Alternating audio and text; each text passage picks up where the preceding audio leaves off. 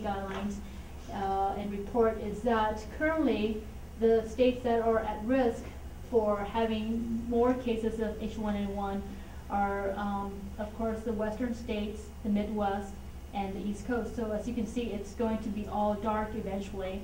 What we suspect here in the northern states up here, as well as Utah right here, and some of the states near the Great Lakes right here, I believe, is that perhaps it's more constrained locally, probably because of maybe people not moving around, migrating, and perhaps the population will, I shouldn't speak for the Mormons here, but perhaps the population is a little bit less than the more urban cities such as Los Angeles, New York City, Baltimore, Philadelphia, etc.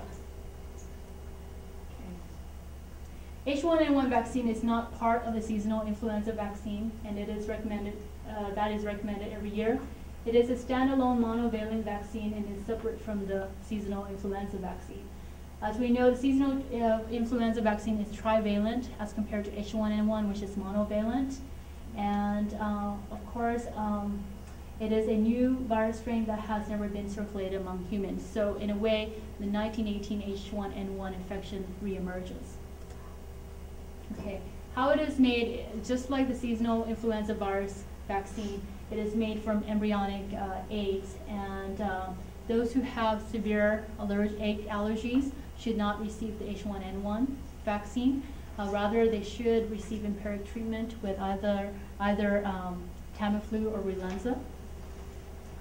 Okay. There are currently 4 companies that produce the vaccine, and as you can imagine, the first 3 companies produce the injectable or the flu shot vaccine versus MedImmune that produces the live or the respiratory vaccines where they inhale. Okay, and of course intranasal is not recommended for pregnant women because it is live attenuated. We do only recommend inactivated for pregnant women. So it's very important that when a provider or physician orders for the H1N1, it depends on what we have in the pharmacy department, that we look at the age group as well as whether they fit under that criteria to be administered. So who should get vaccinated? Pregnant women, definitely healthcare workers and emergency medical responders, because they're always exposed to sick people. Any household contacts of children 6 months of age and younger, okay, because they are in a way cesspool of many bacterial infections and viruses. And children and young adults from 6 months to 24 years, because they are at most risk. And of course, people aged 25 to 64 years with comorbidities such as diabetes, asthma, and other autoimmune diseases. Okay. For children who should get or who should receive vaccination, again, they fall within the age range of 6 months to 9 years.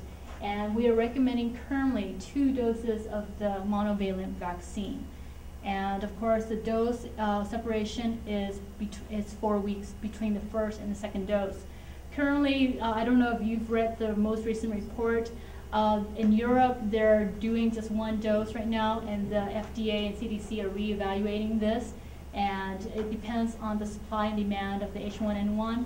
If they're finding better data reporting from Europe that 1 dose for children aged 6 months to 9 years is sufficient, they might, the FDA might resort to just 1 dose for that age range right now. But as far as we know, as of today, children within this age range are going to receive 2 doses until further data comes out. Persons aged 10 years and older should receive only 1 dose of the monovalent vaccine. And of course, the injectable, the inactivated injectable form is recommended for pregnant women, and 1 dose of vaccine is equal to 0.5 milliliters. Of course, it comes in a multi-dose vial, so you can give about 10 doses per vial. Okay. The injectable vaccine is very similar to the seasonal vaccine. Of course, in regards to side effects, it causes pain at the injection site, mild fever, body aches, and fatigue for a few days after receiving the vaccine.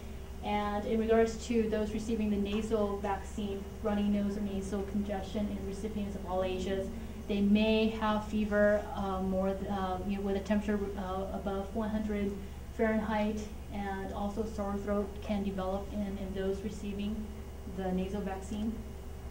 Okay, so that's a brief summary of the vaccines, and if there's any questions about that, I'll entertain questions, because I'm going to move into the oral treatments now. Okay.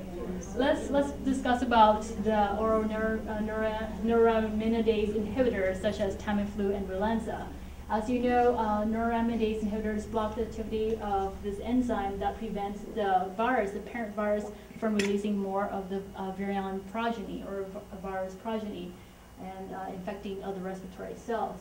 There are currently 2 neuraminidase inhibitors, and they are Tamiflu and Relenza.